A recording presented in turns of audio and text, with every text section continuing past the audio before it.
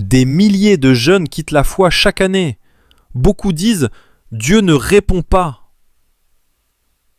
Mais si le problème n'était pas Dieu?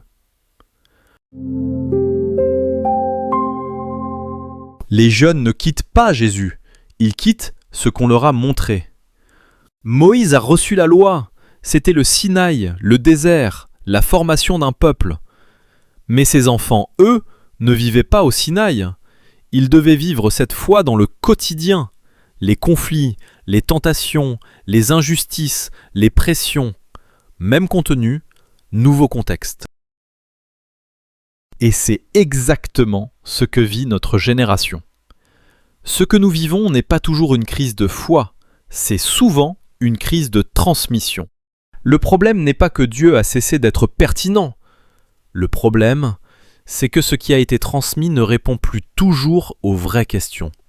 Alors le débat est souvent mal posé. La vraie question n'est pas « pourquoi ils quittent ?» La vraie question est « qu'est-ce qu'ils ont vu quand on leur a parlé de Jésus ?» Et est-ce que cela ressemblait vraiment à Jésus?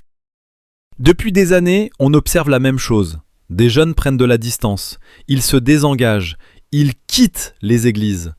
Et beaucoup concluent trop vite, ils ne veulent plus de Dieu. Mais ce n'est pas toujours vrai. La plupart ne disent pas « je déteste Dieu ». Ils disent plutôt « je ne comprends pas ». Ça ne répond pas à ma vie. On me juge. J'ai été blessé. Alors qu'est-ce qu'ils quittent réellement? Souvent, ils quittent 3 choses. Une foi décorative. On connaît les codes, les chants, les habitudes, le vocabulaire. Mais ça ne touche pas la vie réelle. Une foi moraliste.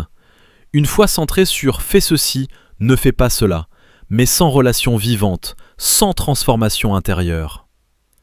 Une foi performative. Une foi où il faut toujours être fort, ne pas douter, ne pas poser trop de questions, donner l'impression que tout va bien. Et pourtant, leurs questions sont souvent profondément spirituelles. Ils demandent « Qui suis-je vraiment? Pourquoi je souffre? Est-ce que Dieu me voit ?» Si la foi transmise ne répond pas à cela, elle devient un décor. Et un décor ne tient pas sous la pression.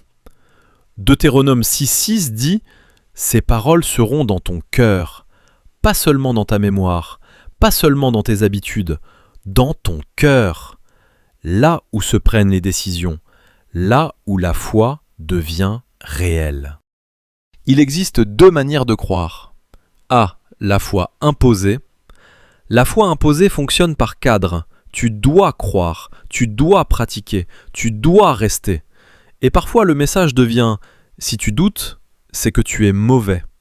Si tu poses trop de questions, c'est que tu es rebelle. » Cette foi tient tant que le cadre tient, tant que les parents surveillent, tant que la communauté soutient.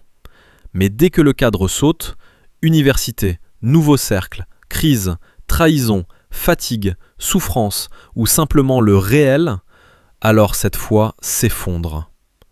Pourquoi? Parce qu'elle n'a pas développé l'intérieur. C'était une foi prêtée. B. La foi cherchée. La foi cherchée est différente. Elle n'est pas anti-Église. Elle n'est pas rebelle par principe. Elle devient personnelle. Elle passe souvent par la question, par la lutte, par la remise en cause, par une prière plus vraie. Parfois par des larmes, parfois par le silence. Mais elle devient réelle. Et c'est là que 2 Timothée 1,5 est tellement fort.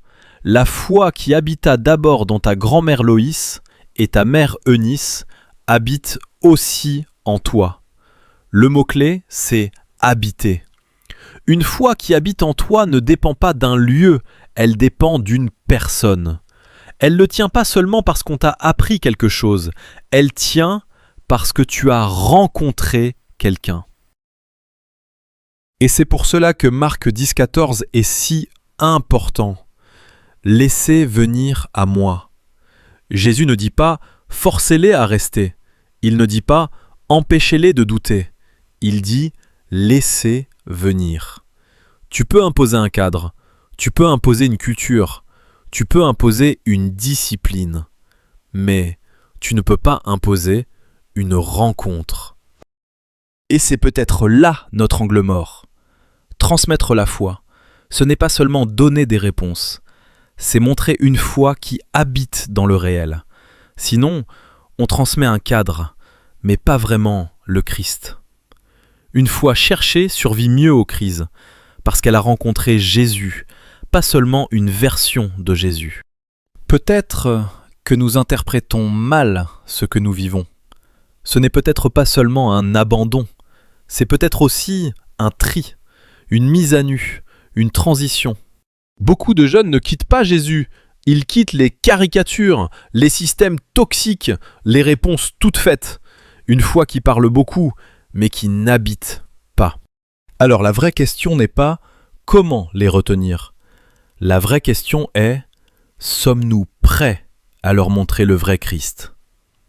Un Christ accessible, un Christ vivant, un Christ incarné dans la vie réelle, un Christ qui n'a pas peur des vraies questions. On ne ramène pas une génération par la peur, on la réveille par la rencontre.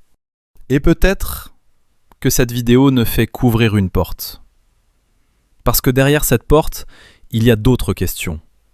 Comment guérir des blessures religieuses? Comment reconstruire quand la confiance a été brisée? Comment passer d'une foi héritée à une foi qui habite vraiment? Dans la tradition juive, il existe un concept puissant, le tikkun, la réparation. L'idée que ce qui a été abîmé peut être restauré, non pas en revenant en arrière, mais en avançant autrement. Et c'est exactement ce que le Christ propose, non pas un retour au cadre, mais une rencontre nouvelle. Si cette vidéo t'a parlé, pense à laisser un like et abonne-toi à la chaîne. On continue à creuser ces questions ensemble, vidéo après vidéo.